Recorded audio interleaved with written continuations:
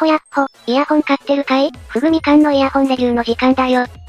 今回紹介するのは、ナイス HCK の上級真っ赤っかケーブル、ナイス HCK マプルだ。先日から紹介している、パワーミックスやブラックカットはもちろん、大量のフラグシップケーブルとかいう脳が混乱するラインナップを展開する HCK だけど、そのケーブルの出来にはしっかり安定感がある。今回の、マプルはどんなケーブルなんだろうか。もちろん、一番最初に目につくのは、完全に赤に統一された、エネルギッシュな色使いの外装だ。もちろん、質感についても良好。角張ったデザインの上位ケーブル用プラグ部品も赤に統一され、イヤホンとの組み合わせを思わず考えてしまうようなデザインになっている。個人的には、黒とか、赤に近い色合いのイヤホンがよく合うデザインのように思えるな。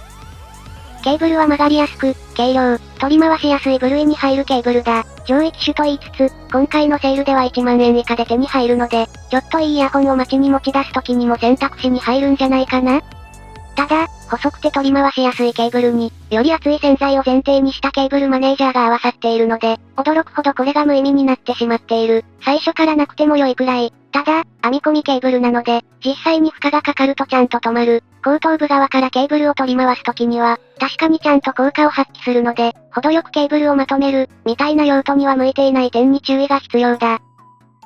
ケーブル表面はサンプルよりかなり明るくて、メタリックな反射を確認することができる。商品画像のように鮮やかなレッド、というよりは、若干暗めのレッドの中に、よく光を反射する内部洗剤が見える、という感じだった。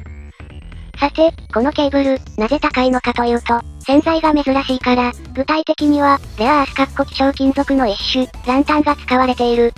詳しい話はよそのレビューに任せるけど、この珍しい素材を混ぜ込ませた銅を使うことによって、導電率を変化させたものが、このメープル、というわけだ。見た目でオチのケーブルじゃなかったんだなお前。というわけで、実際に聞いてみると、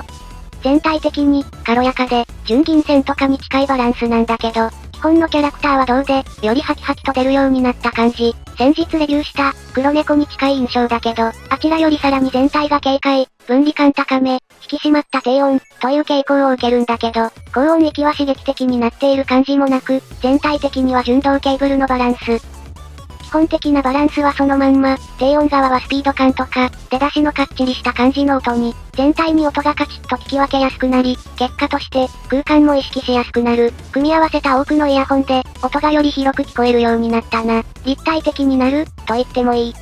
また、音自体も、変に膨らむことがないので、もう少しスッキリした音になってほしいな。でも銀メッキ線はなんか違うんだよなと、思ってる人におすすめしたい感じ。安いブラックカットとの違いは、ブラックカットの整理する音域が中低音域から高音域にとどまるのに対し、マプルはそれ以下の音色についても、カチッと整理されつつ、極端に痩せない、というところ、より明晰に聞こえるようになるけど、基本的なキャラクターは据え置き、という、珍しい洗剤らしい印象になった。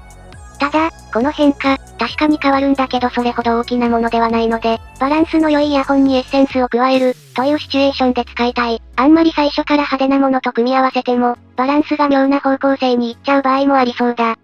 見た目は派手、変化は小さめ、でも意外、そんな方向性を持つ、マプル、見た目同様、尖った特性もあれど、全体には常識的なケーブルが欲しい人におすすめだぞ。と、こんなところだな。ケーブルはたくさん聞くが、やっぱり聞いていて楽しい。見た目、音色が合うイヤホンを探して組み合わせるのが、リケーブルの楽しさの一つだと思うんだよな。といったところで今回はここまで。ナイス HCK の機関が今何個販売されているか、わかる者はおるか、